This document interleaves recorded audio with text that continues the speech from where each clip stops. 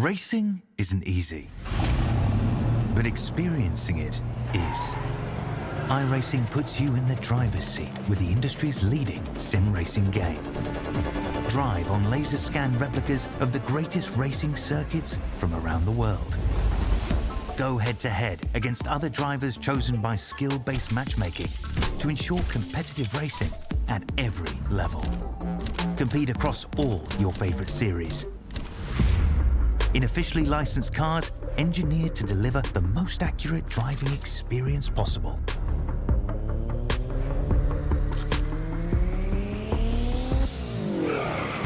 Join a race or host your own with players from across the globe. Race against the computer or in a league with friends. Feel the thrill behind the wheel. Visit iRacing.com.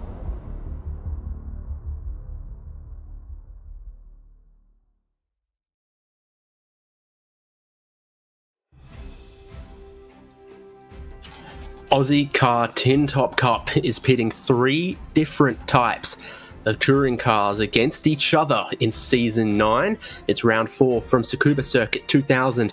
It's a compact and exciting track, and we're looking forward to this 50-minute race live here on SimSpeed TV to see which of the 3 cars, the Renault Clio RS, or the Mazda MX-5, or the Toyota GR86 can come out on top, and which driver can come out on top as well. David Haynes here with Daniel Yeaman to look forward to bringing you coverage of tonight's round of Ozicar Tin Top Cup. That indeed, David. Good to be here with you once again here on a Monday night on our channels at SimSpeed. And, looking at the circuit real quickly here from above. Unfortunately, we don't have our fancy videos as usual. It's the one thing I'm still yet to learn from head honcho Jay Kennedy here at SimSpeed TV. But we are on the 2000 and the full configuration here, so thankfully we bypassed the very small and probably a little too small 1000 config course here this week, David. But this is a track that many iRacers should know and love, you'd hope. Also, Gran Turismo fans probably certainly not too unfamiliar with this place here. Yeah, it's a cult little classic Japanese track, not too far from Tokyo, which probably helps. And then a little closer to Tokyo than Motegi, where we were 2 weeks ago for the last round of this championship. The layout really hasn't changed a whole lot over the years, and it's just famous for being a tight little course, great for road cars, great for junior level cars, great for track days. And again, these are the 3 cars we're going to have. The Mazda MX-5 Cup, the Renault Clio, and the Toyota GR86, which was all-conquering last round. It's taken just a little bit of a clip to its wings. Qualifying's already done. They're gridding for the 50-minute race right now, where there's going to be a compulsory pit stop. And again, even with that little clip, it's Toyota GR86 is up front on the grid. John Merritt from Tony Baker, pulse tuning Tsukuba Toyota up top. Yeah, they are indeed. And then Brody Shepherd and Dan Stevens are 3 and 4. Look how close these times are. Still within a tenth for the first 2 rows. Tim Harris and Adrian Duke are on the next row. And again, still Toyota GR86 is here. Gavin Barber and Daniel Boswell are 7th and 8th. And then in 9th and 10th, Trevor Mortimer and Michael Cullen. Cameron Edwards and Trevor Hearn, 11th and 12th. And here's the Mazda, Jamie Stovall in 13th, Benjamin Wheeler in 14th, Nathan Verney 15th, Brendan Nealon 16th. Got John Snell and Ira Falberg in the Renault 18th. His name's right this week. I apologise to Ira Falberg. Got that fixed up now finally. And then Warren Henry and Andrew Green. And I think Elliot D is the last driver. No qualifying time for that Mazda MX-5. What we did see last time out is the GR86 doesn't quite have the straight line speed of the others, makes racing difficult for it, even if its hot lap pace is good. That's why they're up front on the grid here, but they don't get away as well as a few of the others. MX-5s and Renault Clios charging up the little rise towards turn 1 and sneaking down the inside. Look at how many spots Jamie Stovall's already made. No power reduction to be found on that Mazda MX-5 so much. So he's launched a whole bunch of positions already using straight line speed of the Mazda to get a couple of track position that the GR86 are then going to struggle to take back on the 2 straights through that infield hairpin already. Tony Baker leads the way, having taken the spot from John Merritt on the standing start. Now we want to see how well things work out for these cars. Short straights, and despite the power deficit, you can see it is certainly a strong Toyota showing here today. Around the corner here at the back half of the circuit. Let's have a quick look here at our brand representation tonight, David, on the tower, as we also look at how they're all going here on this opening lap. At the very front of the field, Tony Baker to the lead of the race ahead of teammate John Merritt. Speaking of which, John Merritt leading the championship. It is only by a handful of points, David, thanks to the very balanced and linear point scheme in use by Ozicar for this series and for most of the championship. So every place is worth a point compared to where you are if you move up a spot, and conversely you lose a point for going down a spot. So that keeps the championship tight. There's round 4 of 6 for the championship this weekend as well. So not too long until this season comes to a close. You'll notice already a lot of the Mazdas have gained positions off that start. The MX-5, it's just a little bit lighter. It doesn't have quite as much track-ready suspension and slick tyres as the Toyota GR86s do, but its acceleration out of the slow corners, it just keeps pulling in the straight lines, and that makes the MX-5 pretty good in these racing conditions, even if it wasn't so perfect in qualifying. Power reduction, the slipstream, more powerful than ever in the Toyota GR86. Looking backwards from the race leader at John Merritt, all over his rear bumper. John Merritt all out on the green concrete on the exit. Very short run past the pit lane and then up in towards turn 1. One of the things you'll notice about Tsukuba circuit, very rare, iRacing have implemented the billboards that say Gran Turismo, and that's because Gran Turismo scanned iRacing's billboards on a different circuit. There's some mutual respect between the two. If Gran Turismo leaves the iRacing billboards in, iRacing will leave the Gran Turismo billboards in. That's actually a fascinating thing. I learn something every time I'm broadcasting with you, David. There's an Xbox sim racing title that didn't, and so Gran Turismo don't leave their billboards in, and iRacing don't leave their billboards in. Well, there you go indeed. How about that, folks? So, front of the order's looking fairly tame, I guess you could say, at this stage to start, but actually, for the time being, got ourselves a 4-way breakaway, if you can call it, at this stage. Tony Baker, John Merritt, Dan Stevens, Rory Shepard starting to inch away from Tim Harris, who's sort of, if we can call it around a track like this, David, he's sort of on an island of his own there between the first 4 and then the next 4. How about this? I didn't quite get a chance to show the weather, and I will get it up for us in a second here, folks. How about some rain to mix things up for all of about a minute or 2 here? Yeah, there's going to be just sort of 5 minutes of light rain just beginning now as John Merritt gets down the inside of the infield hairpin and up into the race lead. Some drivers feeling a little more confident than others. And you know what? That's actually not bad for some of the other cars, because the GR86 has a slick dry tyre and a rain tyre, whereas the Mazda MX-5 is on a treaded dry tyre. I think a little bit of rain, the MX-5 might be able to handle better than the GR86, and then the Renault Clio front-wheel drive. In the rain, in the snow, famously, front-wheel drive can be just a little more stable, a little easier to control. As heading for pit lane goes Tim Harris, I think. Going to get a compulsory stop out of the way here, perhaps to try and beat the rain as we're currently, there you go, the windscreen wipers coming on. Brody Shepherd pitting. So there you go, Shepherd indeed. So let's maybe keep an eye on Jamie Stowell here for a moment, David, and see how he's driving you here. In these conditions, it seems not really having to back off too much just yet. Yeah, well, it started raining, but the track isn't that wet yet. If it keeps raining lightly like this another 5 minutes, then you'll start to see a bit more water on the surface. Since everyone's struggling just a tiny bit more, pace dropping off subtly, very, very subtly. Jamie Stovall, what a launch he had as well from the standing start. First gear's not as tall in the MX-5 as it is for the GR86s. Pretty sure the MX-5 might be something in the order of 200 to 300 kilos lighter as well. Yeah, that would sound about right, based on that. It's a very lithe car, even compared to that. Actually, look at that there. all over the back of the number 60 of Adrian Duke as they round the final turn to swing back to the start-finish line. Apparently the curb weight of the road car is 1,270 kilograms. Well, it's basically bang on 1,000 for the MX-5. So if you go race trim similar, perhaps the MX-5 ought to be at least 150 kilos lighter. Okay, fair point there. We'll keep an eye on that indeed.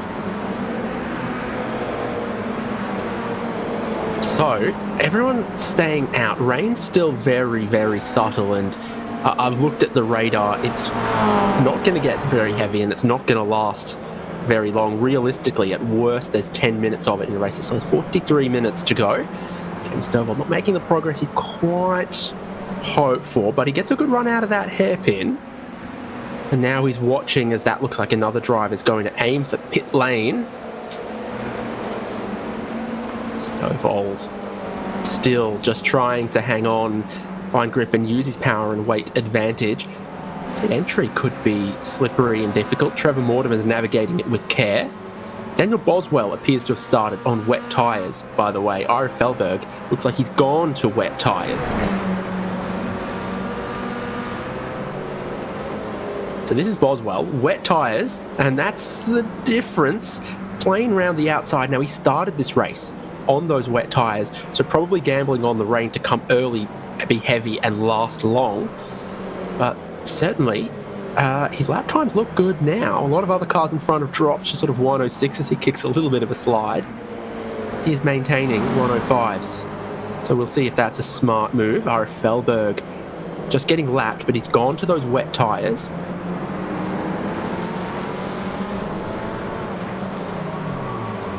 Not speaking of it, I hear a spin in the background. Ooh. Bernie is taking the grass. Still on the starting dry tyres. A couple more cars are bailing for pit lane. Now, they've got the compulsory stop. If this rain doesn't last, maybe you try to wait it out and then take 2 dry tyres later in the race.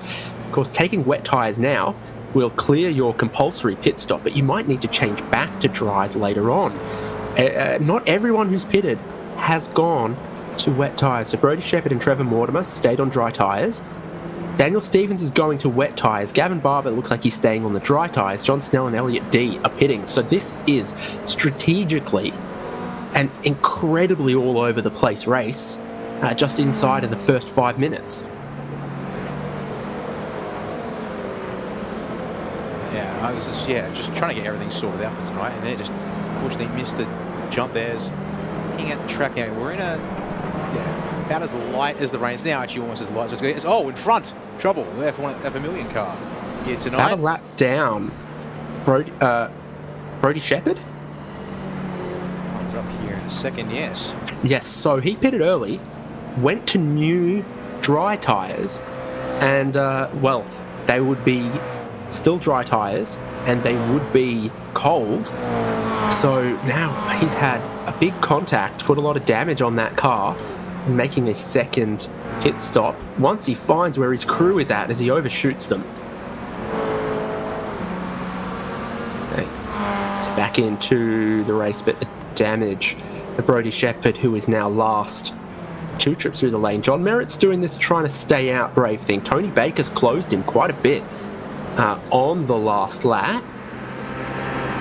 Daniel Boswell gaining a few positions back, and so Merritt 109, Tony Baker 108, but Boswell started on those wet tyres in a 107, so he is moving up through the field, and it looks genius to have started on wet tyres. And a GR86 for Boswell. He's 9.8 seconds behind the lead, make that 9.5, and carving them up, because he can go wherever he wants and get traction out of any corner.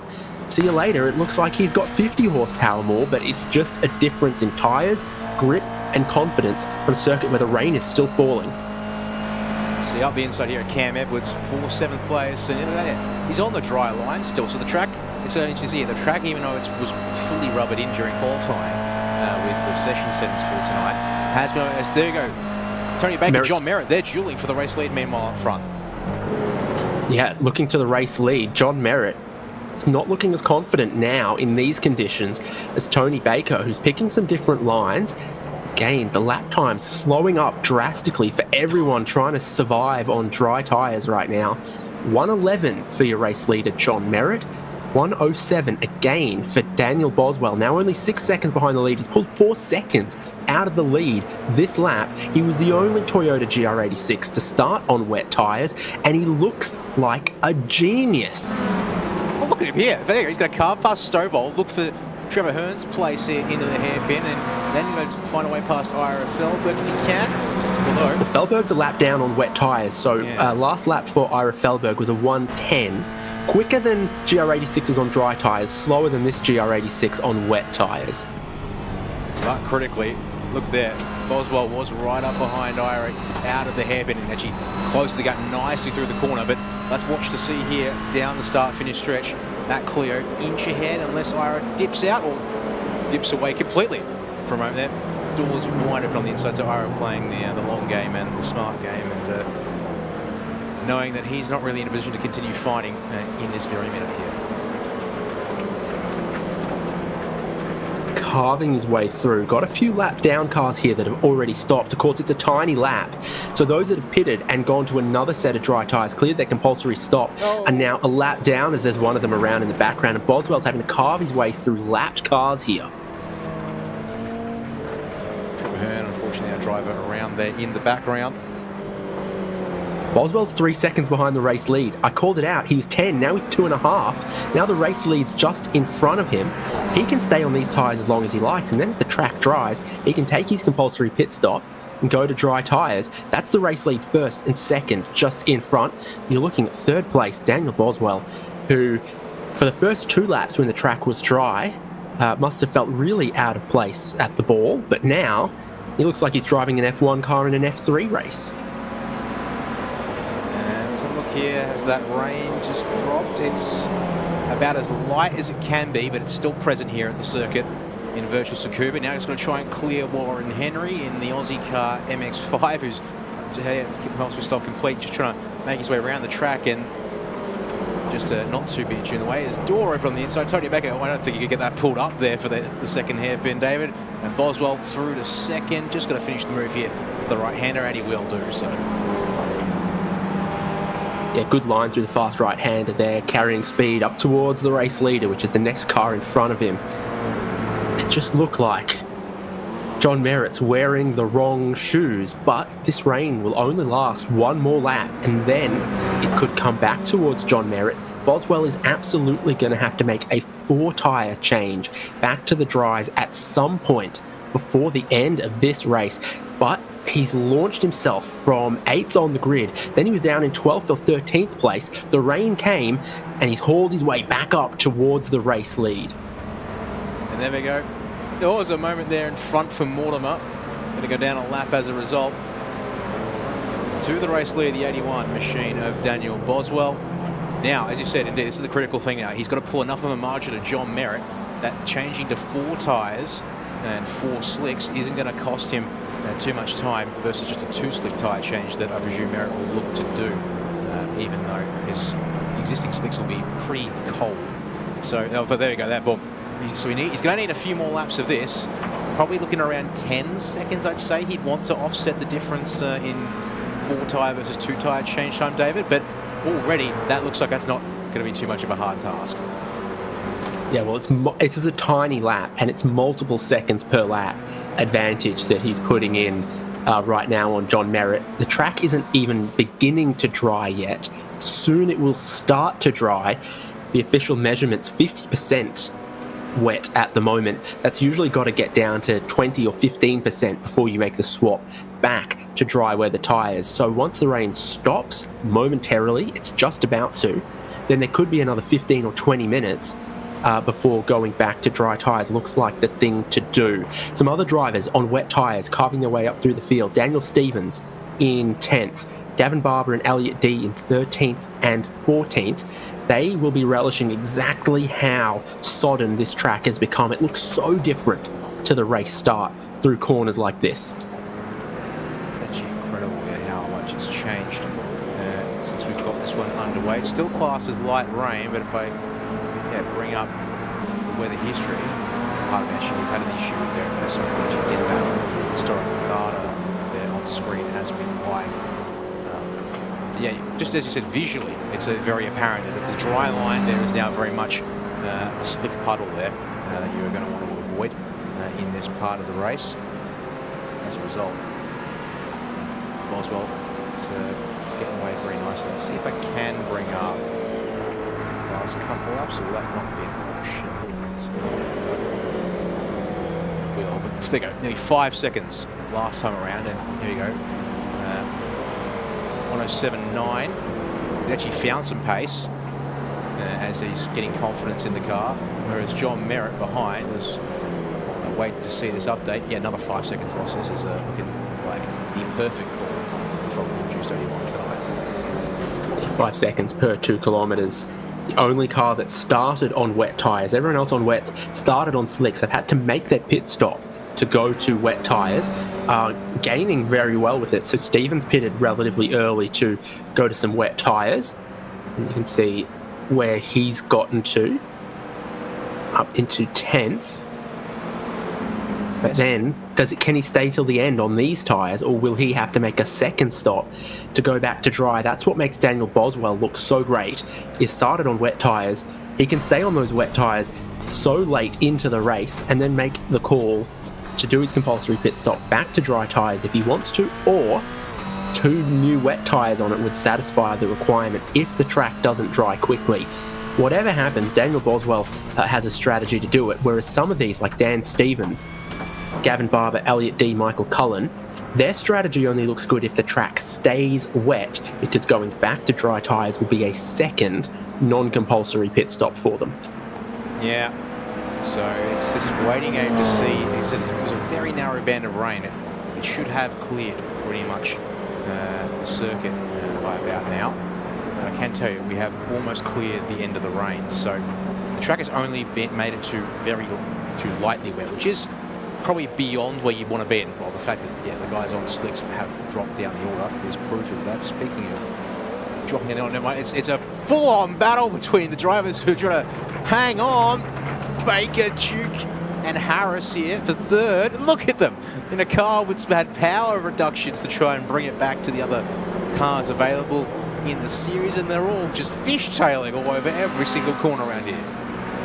Yeah, as exciting as it is to watch someone on the correct tyres carve their way through, watching 3 guys battle on what is not the correct tyres, just as interesting. And look at where they're going, all the way up high in these Banks corners, all the way to the marbles. So in the dry weather, you want to be right up against the curb in a couple of these hairpins because there's a little bit of banking to them. But in the rain, that banking is drainage, and so up high seems dry and the place to be. Tim Harris is in 5th.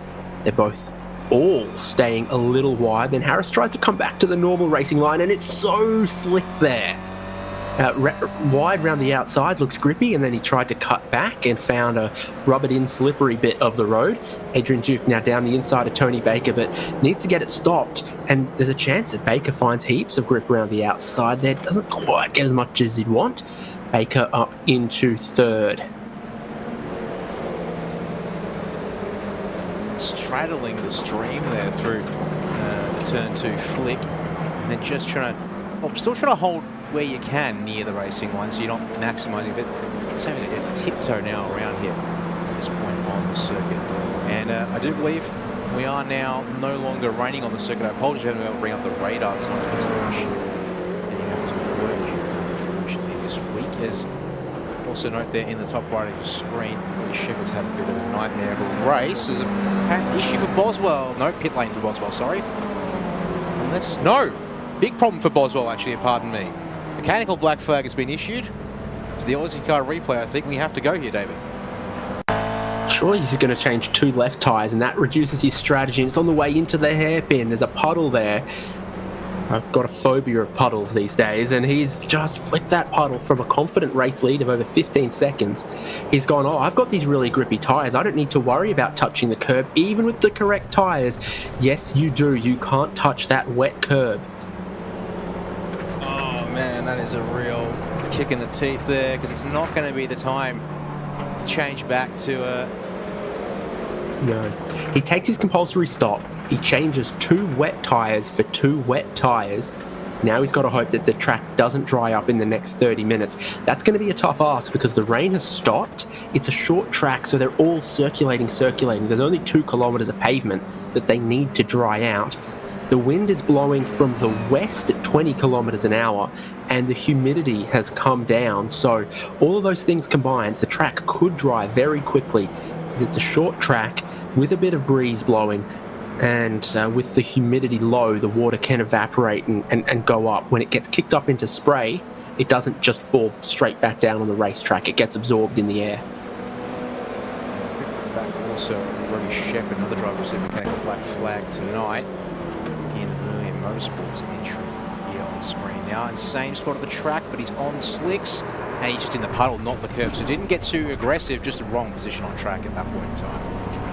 He's trying to flick his car back to the right-hand side just as he brakes, and it doesn't like it in that slippery part of the racetrack. Boswell carving his way back through some cars that he would have passed earlier, but Harris and Baker haven't done their compulsory pit stops. Boswell has done his now. So it's not doom and gloom so long as the track doesn't dry too quickly for Boswell. So, in fact, gloom would be the opposite of doom for him. Yeah, apologies, this actually is not quite accurate info. First car, apart from Boswell, who've done a compulsory stop, is Dan Stevens here in 7th. Also factor in Michael Cullen has done one stop in this race. Gavin Barber, Elliot D, Ira Felberg, Warren Henry, Trevor Hearn, Cam Edwards. John Snell's actually made two stops out of the 1 compulsory required in this race. And then behind him, Brendan Neal and Nathan Verney, 1 stop each. Trevor Mortimer and Brody Shepherd also joined, unfortunately, 2 stop day in this one so far, David. So Boswell is not too many laps away from having to pass Adrian Duke again and having to pass John Merritt again. Track wetness still 50%. Not seeing a drying line just yet. Not sure that that curb and that puddle will ever dry out again or in a hurry. So whichever way your opponent goes, you're just, okay, well, I'll go down here and I outgrip you, bye-bye. Yeah, clears him with not much of a fuss there. And rounding out to the back half, so gets the lead to under 10 seconds to John Merritt once again. It's going to make his life a little harder, but if he can still gain 2-3 seconds a lap for the next little while, this might just work. I think the other thing that's in his favour is the whole field didn't commit to wets. Only about half, or a little over, including himself, for on wet tyres. Do you see a difference in spray between Boswell and Duke? It does feel like Boswell's kicking up more spray. They're on different tyres. I'm just trying to see if the visual matches my intuition. It does look a little different. I would agree with that there. So maybe indeed, yes. The treading on the slick, on the wet, sorry, indeed helping pick up or disperse a little more of that water, and that is actually potentially a visual representation. He's actually... Okay, he's lost the car once to the curb. He's not afraid to keep using it, apparently, is the answer we need to go with. He's over there on exit curb as well. Rapidly catching up on John Merritt. We'll have to clear Cam Edwards here as traffic. He's actually turned the wipers off if the animations you see here are a bit late as well, David. Merritt's picking up some speed though. Can we show last 3 laps of John Merritt perhaps? Because the track, it's not getting any wetter, therefore it must be getting drier. And Merritt's, yeah, look at that, he's gone from a 111.8, 111.6, 110.3. So Merritt is getting closer to dry pace, which is sort of a minute 2. The pole time was 62 seconds. And John Merritt's currently lapping at 70 seconds and looking like he's finding more confidence every lap. The sun's almost peeking through. The humidity's dropped. The wind is still up. And there's 20 cars out there kicking up some spray, displacing the water. It's starting to just tick back towards John Merritt's favour at the moment. That's true. 2 seconds a lap. Yeah, it's going to take Boswell another 3 laps, 4 laps maybe, because it's already halfway through this one, to catch Merritt. And in that time, yeah, will the deficit stay at 2 seconds a lap, or will it drop into the mid ones or even low 1 second per lap? That is very good points to consider there.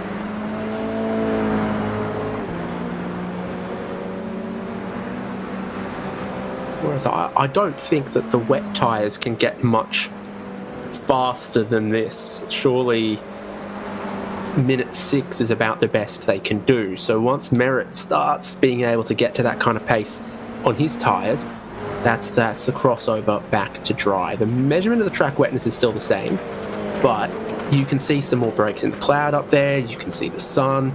Everything's in favour of this track continuing to dry and John Merritt continuing to get quicker.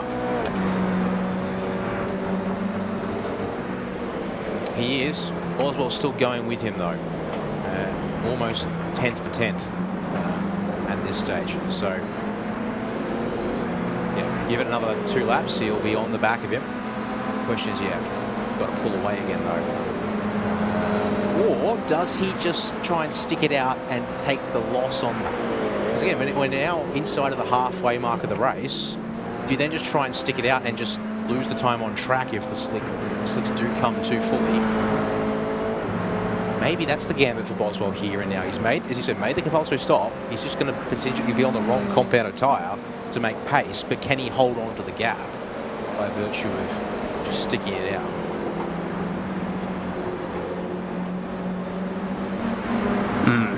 So it's back to sort of status quo advantage Boswell.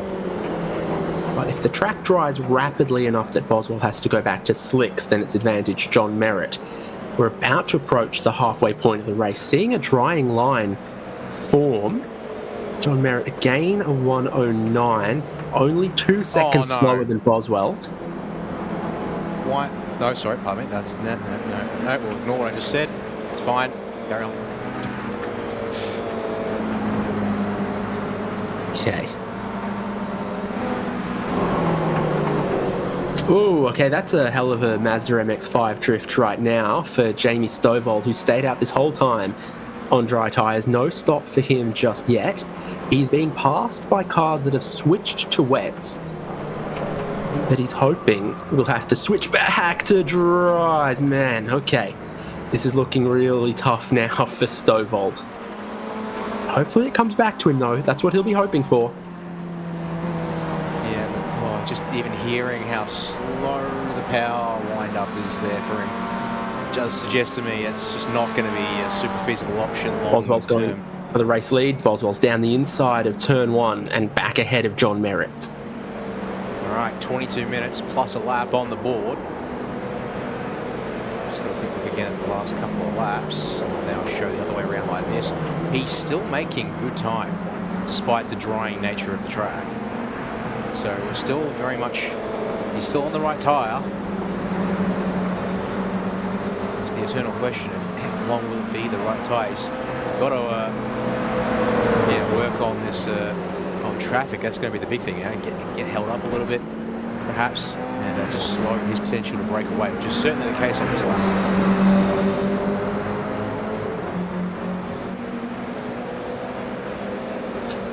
Ira Felberg moves up to 9th as Jamie Stovall pits, and surely, I mean, have you made your bed and you got to lay in it now and stay with dry tyres? I don't know what Stovall is going to do. He's going to stay with dry tyres. Stovall makes his stop and is back out on dry, potentially cold tyres, which will be difficult. Where he is, it's just ahead of Tony Baker. Warren Henry had a drama? Or just internet dramas for Warren Henry?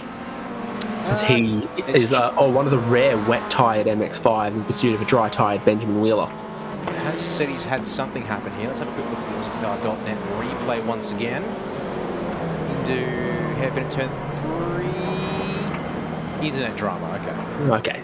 But he's back and gone and back again. But he's having a battle. Oh, no. There's an actual drama. That looks like the front right is big damage. And it is. So he was battling with GR86 on dry tyres. That's out of the penultimate corner just before the back straight. Sure is indeed. And I I just want to look back at the race lead once again. Looks like finally Boswell gets some clear track. And the last time around, he was only 6/10 faster than John Merritt. Can he, with a clear bit of track, still see seconds plus advantage?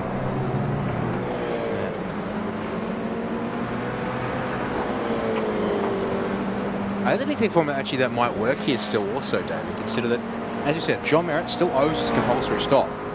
And in fact, he could be at risk of losing second place to Dan Stevens, who is still on wet tyres, having switched to wets in his compulsory service. Carving his way up nicely towards the front of the field. But the biggest problem for as I said, for all the dry runners, if you try and stay out, if you haven't done your stop, or you just make the stop and stay on slicks, it's just waiting on the clock, and it's still not really going in your favour at this point in the race. Yeah, the track wetness is down to 33%. So it's still a little while away from crossover. John Merritt takes a stop, and it's got to be a stay on dry tyres move if he's gone this far. There's a few other cars stopping. So Merritt goes all the way to the pit exit. Wait and see what data it tells us about that.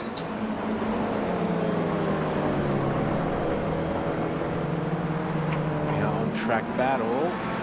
Supposedly dry tyres of both Trevor Hearn and Jamie Stovall, and it will appear MX-5's dry tyre is not as competitive as the 86s in these changing conditions around Tsukuba, unfortunately. So, although Hearn up to the line, have a rough time of it there through the back hairpin. Can the power of the MX-5 pull away on such a short circuit? The answer is yes, it can. Always be true, though, that if the MX-5 is a bit quicker in a straight line, then the rain reduces the amount of time you're at full throttle, which is and has been the MX-5's advantage. So a dry race might have been better for them, despite what I've said about their dry tyre compounds.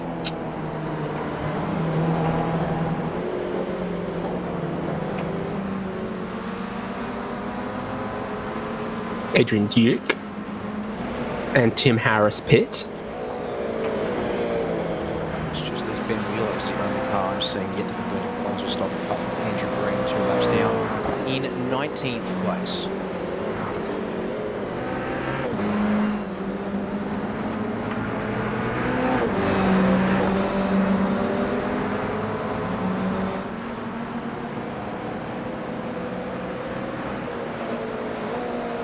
David, I'm starting to think that Daniel Boswell, despite making an unforced error, still has played the strategy card very much right. He's only 30 seconds clear of John Merritt. Proceeds to still drive over what must be some very damp runoff, additional flat curbing, and comes out the other side alive, thankfully. Yeah, so this all looks very good with 16 minutes left for Daniel Boswell. You've got your top 4 cars on the wet tyres right now. John Merritt's come out just 2 seconds behind Gavin Barber. So if it dries up enough, Merritt could come back at Barber, could maybe come back at Cullen. I'm not sure he could go so far as the race lead, though.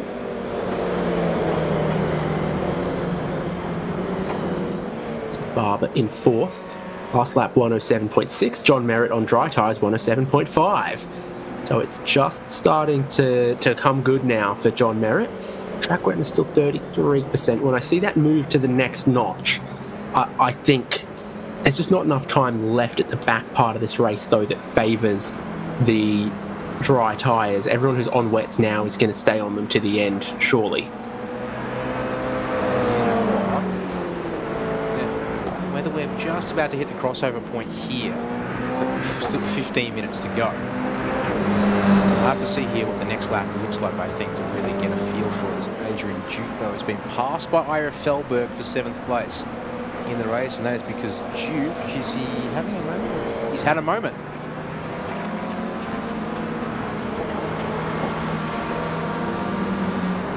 Yeah, so Adrian Duke's been off.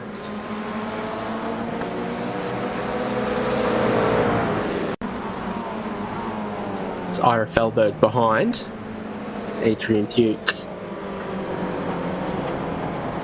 That part's slippery, and the way the traction control system works for the Toyota GR86, once you get a bit of a slide on, sometimes the traction control goes, oh, hang on, that's wheel spin, and then it cuts the power, which causes you to rotate more. So it gives you good traction up into a certain angle, and then it kind of makes things difficult for you.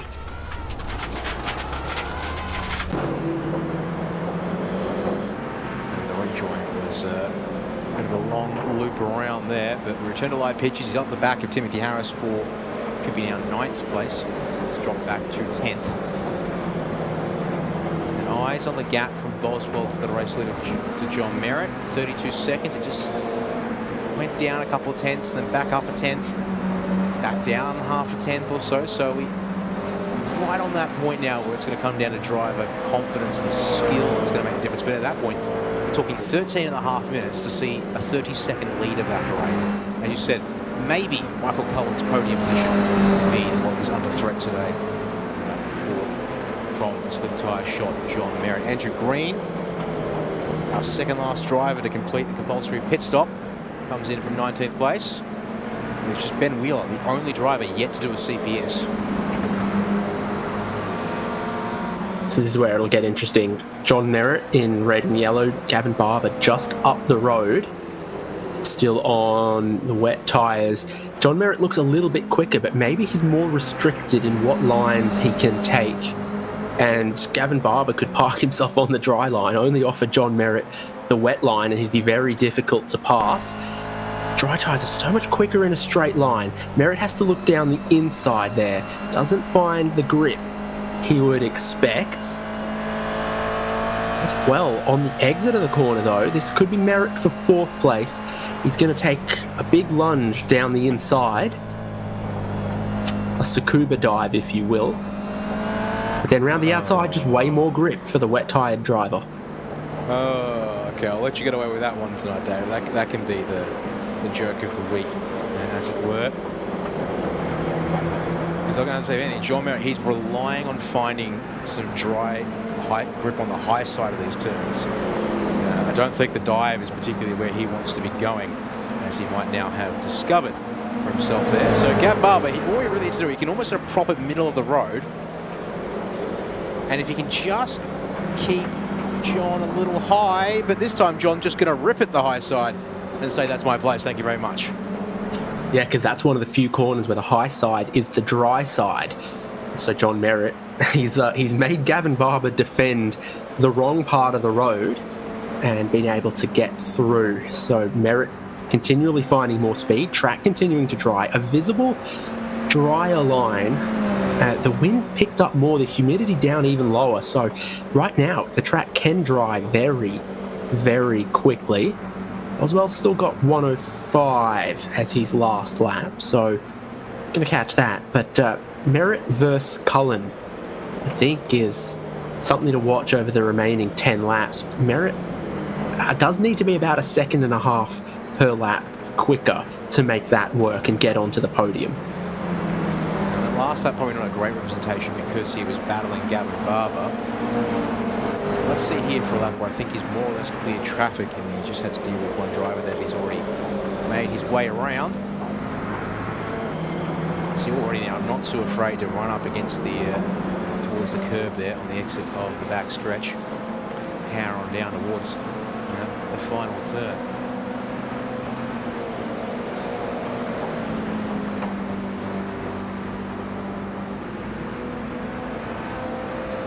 Things are going to get tough in this final 10 minutes for Ira Felberg. He made the switch to wet tyres very early, gained a lot from that, but as it dries, the Renault Clio is not proving the favoured car.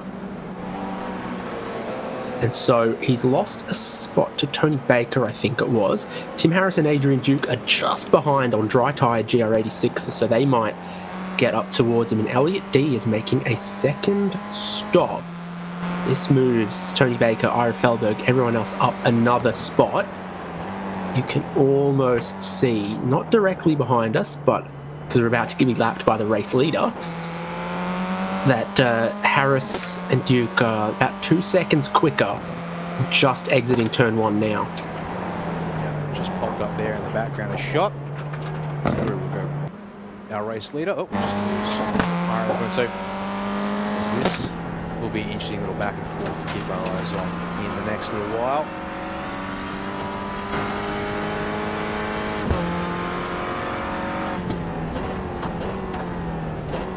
See the gear. Oh, I was going to say, we could watch the gear usage here from Ira. Oh, but the understeer there, that didn't look particularly keen.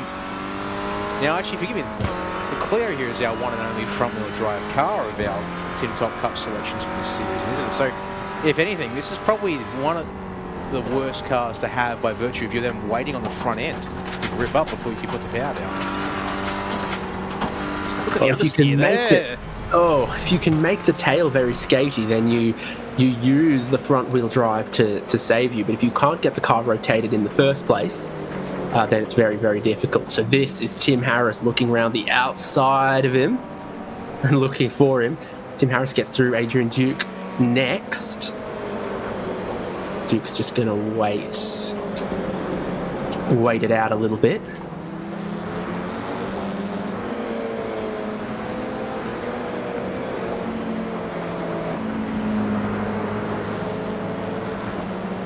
So the advantage, just looking at some of the lap times, seems to be about 1 or 2 seconds per lap to dry tyres right now. So they're now not only a tyre you can survive on, but actually the tyre to be on. You can see it visually there on the backstretch, David.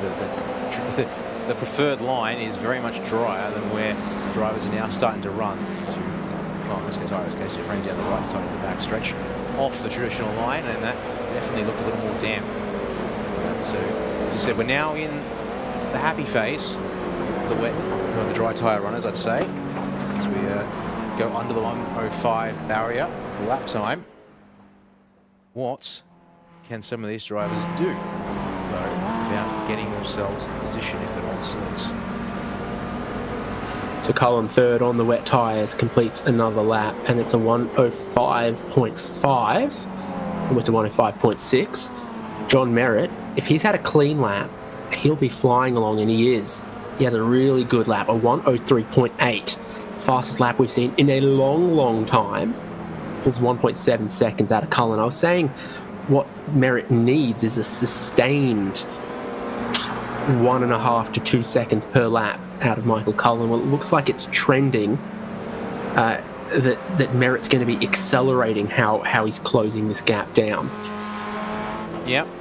There can only be so much pace that the wet tyre can provide you, even if there is a skerrick of water still on the track.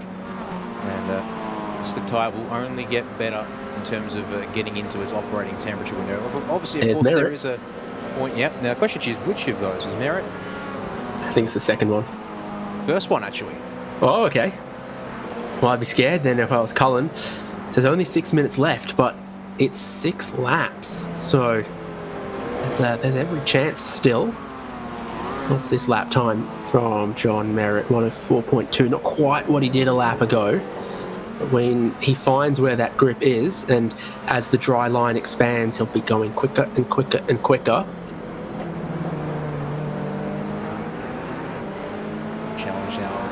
To make sure that lap 37 delta is the norm and not the exception. So Poor Ira Felberg is struggling more with the other drivers on dry tyres that have caught him, and there's 2 of them here. Again, he's going to get bullied by 2 GR86s. Trevor Hearns just in front, gets to the throttle earlier, and he's already down the inside of Felberg. Benjamin Wheeler's going to try to follow that along, and does. So another 2 go past him. If the rain had lasted 5 minutes longer, I think Ira would have been in the top 5, but it's dried out just in time for a bunch of these cars to come back at him in the final 5 minutes. Almost like it was carefully concocted, perhaps. But, I mean, saying that, not the carefully concocted, it makes for a good show here and a good question mark and spectacle. So credit to Ira for how maybe just tinkering with the weather settings there. Unfortunately, it's putting him at a disadvantage, so you can't even claim him being an impartial configuration of things. So, you know, done quite well with that there. Just unfortunately put himself on the wrong strategy, it would seem, in that clear. Yeah. Well, I think he needed to start on wets and go for dries with like 15 minutes to go.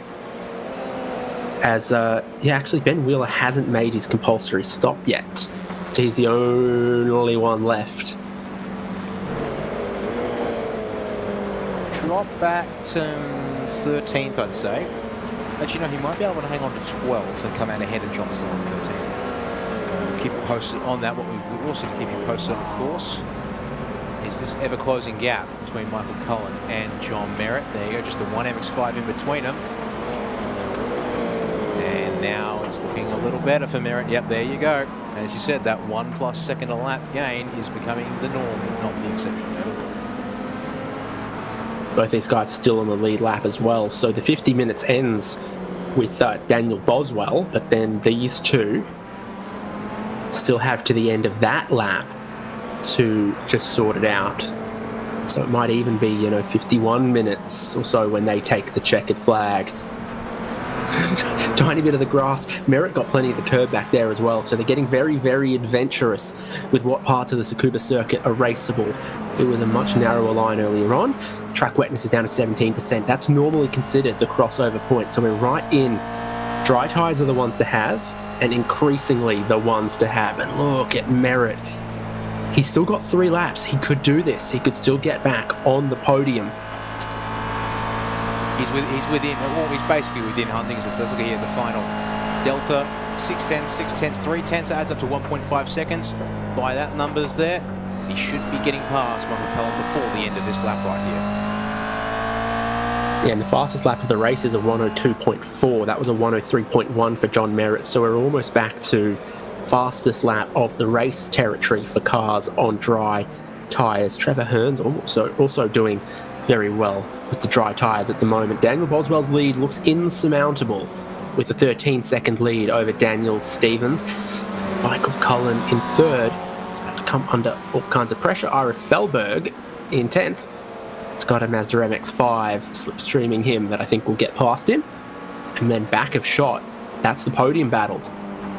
Oh, excellent. You can almost get them lined up. I was going to flick back in a moment. Oh, look at that. But Jamie, just so much more confidence and rotation. And straight up the inside. You'll have to do it under brakes here, will he, on Ira? Yep, he's now through. And job done. And just in time, too. Straight line speed for the dry tyres comes into play now, so that's helping John Merritt down the back straight. Can he get enough grip around the outside of turn 1? I think he's just got enough to get his nose in front for third place.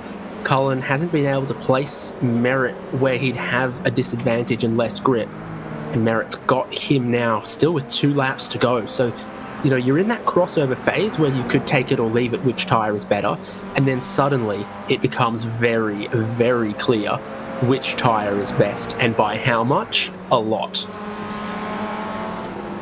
Look at that, John, dipping the middle of the banked hairpin there to be able to pick that one up. Let's jump forward, and yeah, we are actually going to have 2 laps to go for Daniel Boswell in the race lead. He's gone that far ahead. But unfortunately, it's going to drag out the suffering of drivers like Michael Cullen to see a podium position slip away from his fingers there. Another battle of wet in front of dry, but for how much longer, is currently brewing for 6th place as well between the multitude of teammates of Tony Baker, Tim Harris here, Dave. Yeah, you saw a couple of cars there on dry tyres looking to unlap themselves off the race leader, depending on how much time is left in this one. Oh, hello, comes across to try to block him out, but Tony Baker's too late. Tim Harris is down the inside. Hello. Hey guys, watch out. Final corner, very long, sweeping right-hander. Car on the inside, and then the car ahead is the one on the dry tyres. Tim Harris has got it. Tony Baker's behind. The white flag should be waiting for the race leader. You can see there's just 10 seconds left on the clock. Boswell comes around and begins the final lap. And right in front of him, 2 drivers dueling on slick tyres. And Trevor Hearn having just passed Adrian Duke, I should say. And they get an extra lap to battle this out now by virtue of unlapping themselves. They'd be on the final lap. if they'd stayed behind him, but now they complete this lap and another because the checkered flag will only wave for Daniel Boswell. These guys have given themselves an extra lap to fight by unlapping themselves. But this will be the final lap for Daniel Boswell, who made the very, very brave call to start on wet tyres that no one else wanted to do on a dry track, but the rain came quickly, made him look Herculean superhero. He pulled out a lot of gap. He had a mistake, but it was enough that his advantage couldn't be caught by those on dry tyres or those that had even started on dry tyres. So with the track almost completely dry now, they haven't caught him and they won't stop Daniel Boswell. His strategy will give him the win in the Ozicar Tin Top Cup Round 4 at Okayama. One of the other wet shod runners will hang on for second place in the Dan Stevens. That there, unfortunately, is not for position for Jamie Stowell, who happens to himself being a lap down on the leaders. Your first slick runner will be John Merritt. Take his championship up a step there with a third place finish and not lose out too much. Two drivers around him. So one of our first battles up towards the front of the order. Tony Baker, last ditch lunge. John Merritt actually took the new fastest lap of the race. Oh, his personal best lap of the race just a little bit earlier. Weaving one way, weaving the other. Tim Harris and Tony Baker. Harris got in front. Baker, tries to get up there to give him a little hello on the rear bumper, but gets out of sorts, finds a wet bit of a road, carries speed around the outside, and Harris holds off Tony Baker just. Official margin at the line, I believe. There you are, 8/100ths of a second. And with that, that's actually just about everyone across the line, David. Yeah, 1 minute laps around here in these cars, even faster in quicker cars. So they all get to the checkered flag quickly, and we look to the results. Mixed bag of strategy the whole way through the field. But Boswell, starting with wet tyres, going to more wet tyres, took the race win. By 11 seconds over Dan Stevens, started on dry tyres, went to wet tyres. John Merritt started on dry tyres, stayed on dry tyres, third place.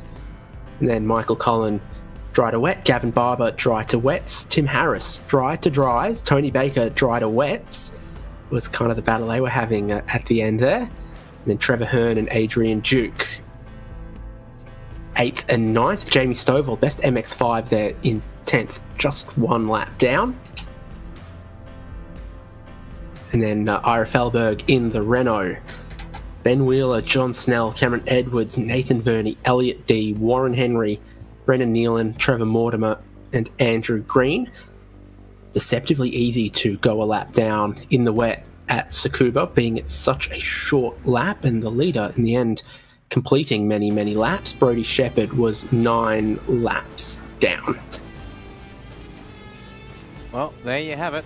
21 starters, and I believe 21 finishes too for that race. Brody Shepherd had a lengthy pit stop, I think, to fix the car up after using his fast repair tonight early on, but did get back out there. And with that, turn our attention to the post-race interviews, and it looks like 2 of our podium getters are here. So I think tonight we might have to go 1, 2, 3 unless we wait for John Merritt, and then the 3, 2, 1. What do we think, Mr. Haynes? Oh, we'll have to wait on seeing if John Merritt arrives later on, because race winner Daniel Boswell joins us. Not many other people. Everyone knew the rain was coming. Not everyone wanted to start on wet tyres. Yeah, that's absolutely the truth. I think driving at Bathurst yesterday in the OSR, it's got me looking at the radar a whole lot more, and ultimately that's why I made the call to go wets. And so you were, a little bit of no date to the dance, presumably for the first couple of laps, but then the rain comes and you must have felt so clever. Yeah, it's probably a good feeling, I'd say. Yeah, I was pretty stoked. Didn't help myself mid-race, putting it into the wall, but quite thankful for the fast repair to get me back in there. What would your strategy have been in the absence of that? Would it have been 2 new wet tyres? Would it have been a 4 tyre change to dries later on? There was a last 5 minutes where those dry tyres were really, really quick again. Absolutely. I was thinking going back to dryers was the call, and that whole last stint, I'm looking at John Merritt's times, looking at that crossover point, and he was just cutting into it. So I was very nervous at the end, and regretful I didn't get to keep it clean, but that's the way it is. Very, very exciting. Made it a little too exciting for yourself. Congratulations. Thank you. And just a quick shout out to my sponsors, our sponsors, Juiced Energy, Racecraft, Dudspeed Gloves, and Stotthor. Brilliant. See you for the next round, hopefully. Appreciate it. Thanks, boys. Daniel Yeaman, second on the podium, was Daniel Stevens. Sure was indeed, and we'd bring him in to have a chat with us here at the end of that one there, Dan. And one of the drivers who had made the call to switch to the wets nice and early, and able to make that work for you here tonight to get second place. Yeah, I was actually quite surprised. I was actually thinking about doing the old wets right from the beginning, but I thought to myself that the wet was going to, or the rain was going to come a bit later in the race, like around about the halfway mark. But it's surprised I thought it came quite early.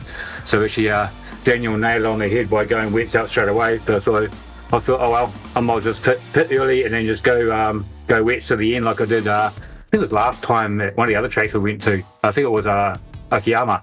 Oh no, somewhere else. Well, it worked pretty well for you there. Unfortunately, just the only better call tonight was to take wets from the start and tough it out. It seems. Were you any concerned? Obviously, the gap came in at 4 seconds back to John Merritt behind you in third place. How concerned were you as he was closing in as the track dried up? No, I wasn't concerned at all because I was cruising around about the 109 mark, and then when it started drying off, I dropped down to the 105s, and then I think it was about the last 6 laps or so. I just started taking the dry line and just didn't worry about the tyres, and I actually pulled it down to about 104s. He was slowly catching me, but nothing for me to worry about. Interesting to hear that one there. We'll hopefully hear what it was like from John's perspective going the other way around as well shortly. But 2 rounds left in the season. You've made a decent mark in this one here. We didn't get a chance to look at points, but you're actually inside the top 10 coming into tonight, and this will certainly give you a more solid base plus drop rounds to consider as well. How are you thinking about with the last couple of rounds coming up in the next couple of weeks? Was it next? Is it Phillip Island next, is it? It will be indeed, down to the island to next round. That's the one that I normally did for the Tin Cup Christmas series that IRA puts on. That's normally the one race that I do in this league. So I'm looking forward to it. Well, look forward then to seeing how you go, Dan. Floor's all yours. Who do you want to thank for helping you get it done tonight in second place? First off, you guys at SimSpeed, fantastic guys to put a broadcast on for all of us to enjoy. Second of all, Mad Ass Designs, Middle Finger Racing, Indian Motorcycles, and Polaris. Just really great. Thanks to a bunch of guys, and thank you very much.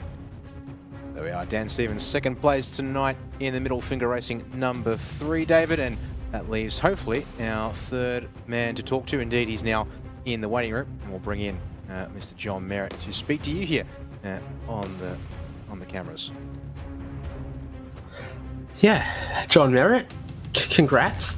Maximised your strategy, I think. It was always going to be a super tough call with the amount of rain, the duration of rain, the timing of the rain, and, you were a hero, and then you were slogging it out, and then you were a hero again.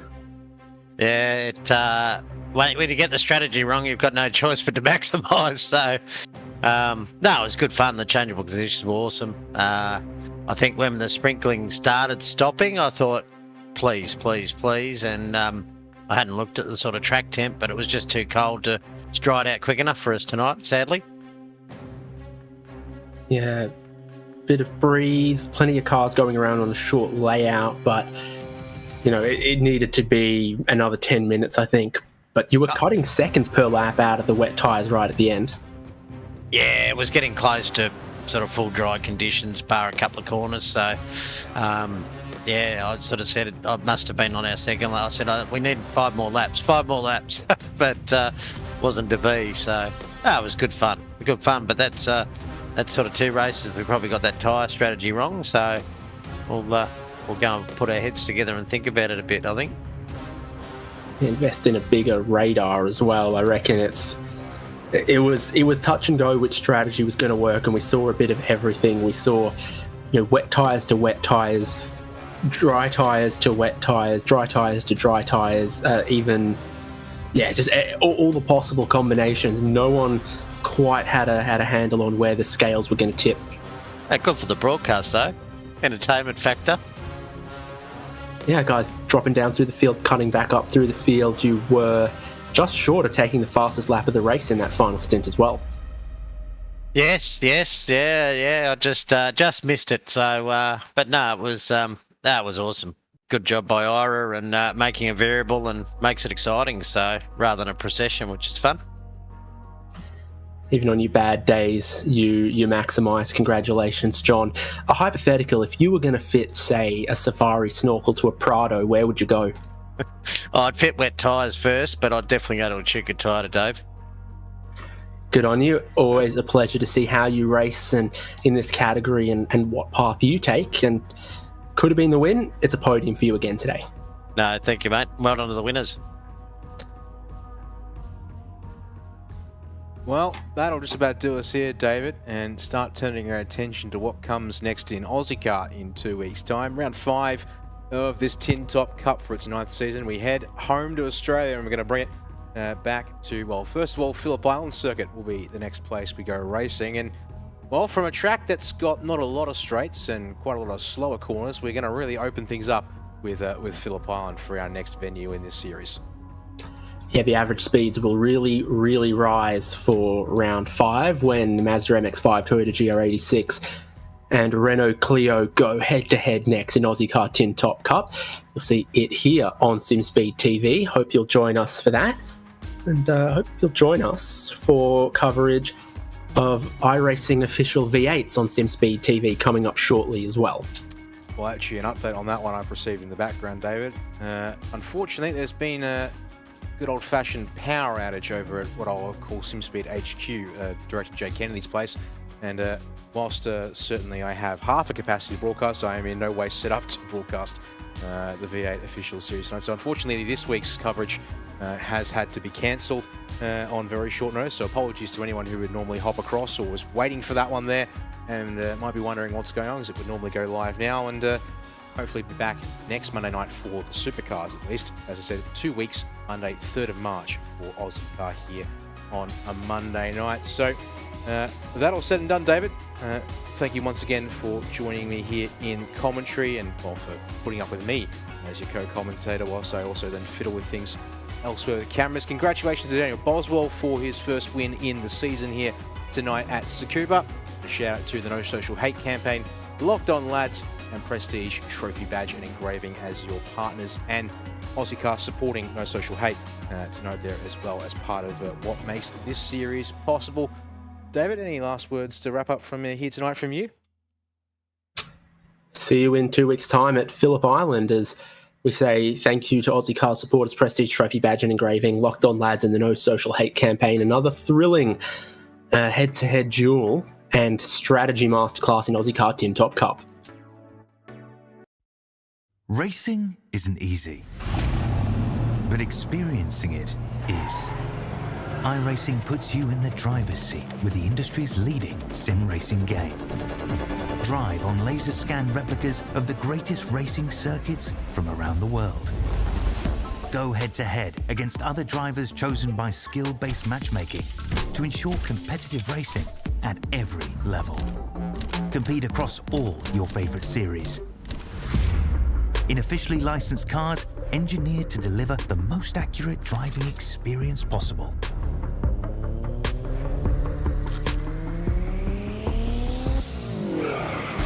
Join a race or host your own with players from across the globe.